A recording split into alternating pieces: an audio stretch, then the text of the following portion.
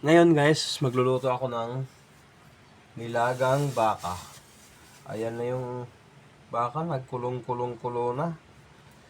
Yan yung nilagang baka na hindi minamadali. Kasi malayo po. Wala akong pasok ngayon eh. Day off ako ngayon eh. Kaya yan ang nilagang baka na hindi minamadali. Ngayon punta ako sa tindahan para bibili ng sibuyas. Ngayon lalagyan ko siya ng sibuyas at saka bawang. Sibuyas at saka bawang.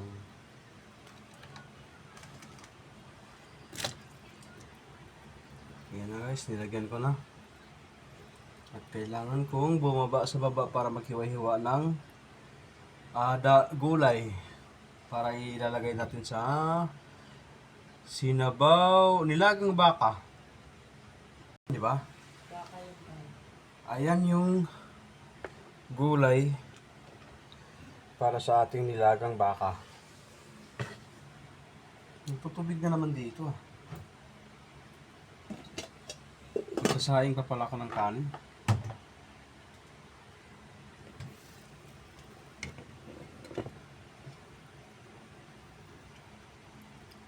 Hindi pa yan malambot. Matigas pa yan. Baka yan. Ayan yung nilagang baka. Medyo lumiit siya. Yan. Yan yung nilagang baka. Yan ang literal na baka. Yan oh. Bo.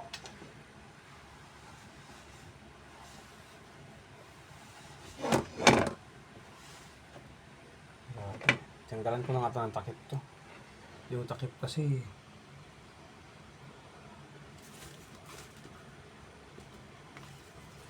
157 yun. Basta yun ang 100. Yung binigay ko doon kagabi. Yes. O, ito yung sukli o.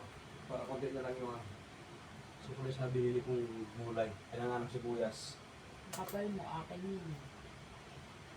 Pagdagdag mo doon sa parcel. Akin pera yun, tapos yan din babayad ko sa akin. Dapat ka mag-adi. Ayan na guys. Hindi na siya kumulo kasi pinuksan ko eh. Nalakasan ko nga yung apoy. Mamaya-maya ko na ilagay yung sibuyas, ay yung gulay. Maya-maya konti. Okay. Ngayon guys, nilalagay ko na yung gulay. Kasi kanina pa ito eh. Sigurado naman malambot na to. Maliliit lang naman na hiwa to, hindi naman to malalaki. Gulay. Yan. Yan. Yan ang gulay pang nilaga. Malalaki yung hiwa. At next, may gulay na.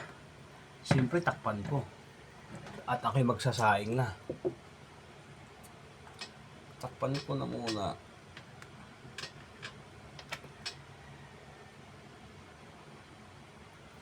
Ngayon, magsasaing ako ng kanin.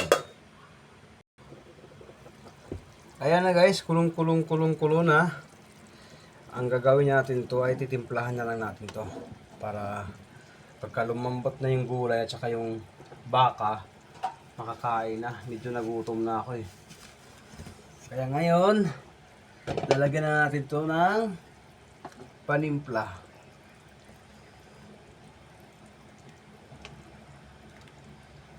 Repolyo at saka patatas. Dapat may saging to na sabay ba, mami? Okay na to. Sige.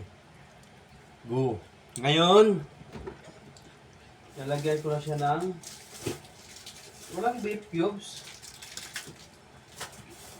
Nabili ka doon, dapat lagyan. Sige. Ngayon, bibili muna ako sa tindahan ng beef.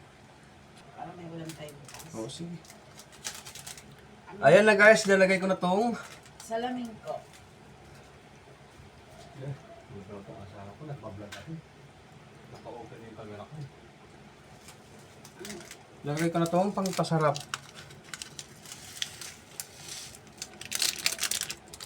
Para sa ulam na masarap. Huwag marami mami. Kunti lang. Masyadong aabot ng 1,000. Next!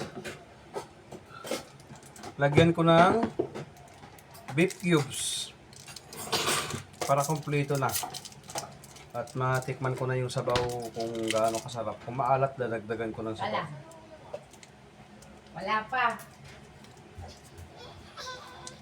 Uy, bakit? Nagluluto si Daddy, nagluluto. Nagluluto si Daddy.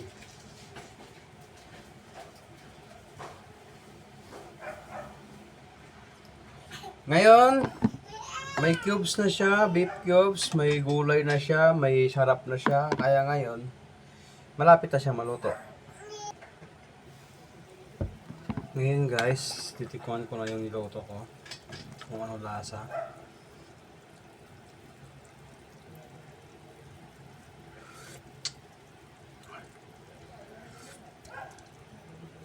Ang init. Ang init pala ng nilagang baka. Lalo pag nakasalang pa. Kailangan ko ng kurutin yung laman kung talagang luto na ba siya.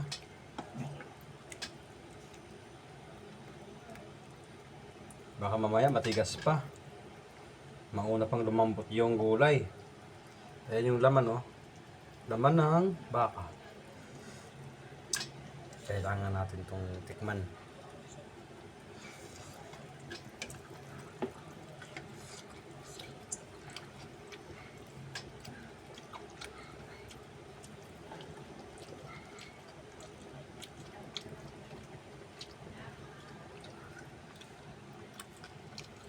Medyo matigas pa. Mamaya konti.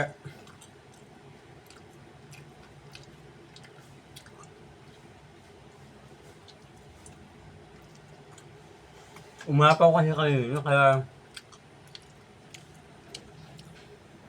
tigas pa. Ayan na. Kulong na ang ating nilagang baka. Pero kulang pa sa lambot. Yung gulay malambot na. Pero yung karne hindi pa masyado. Ang ating nilagang baka.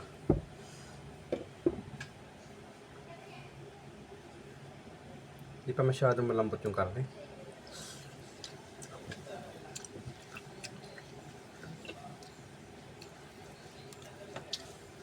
Aha.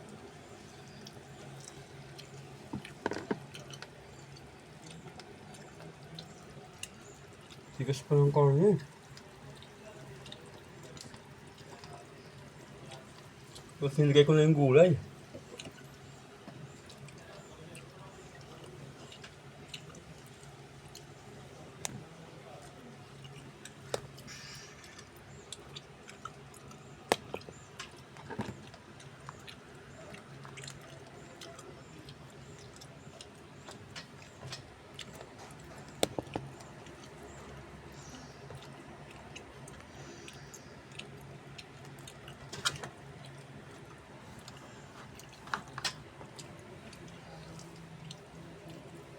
Sige.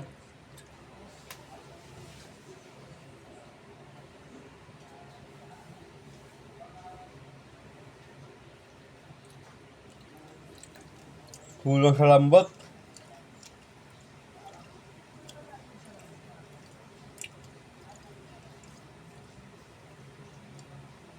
Umapaw kasi kanina yung sabaw. Kaya ayan tuloy. Mamaya-maya pa talaga tumaluto. Pero yung gulay niya malambot na. Yun.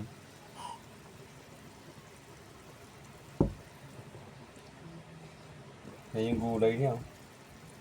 Malambot na. Pichay, baggy beans at saka yung patatas. Pero yung karne hindi pa malambot. Kailangan pang kunti pang kulo.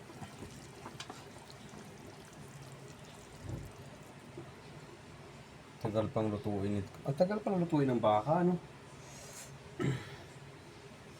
Pag nilagang baka pala talaga, ang tagal maluto.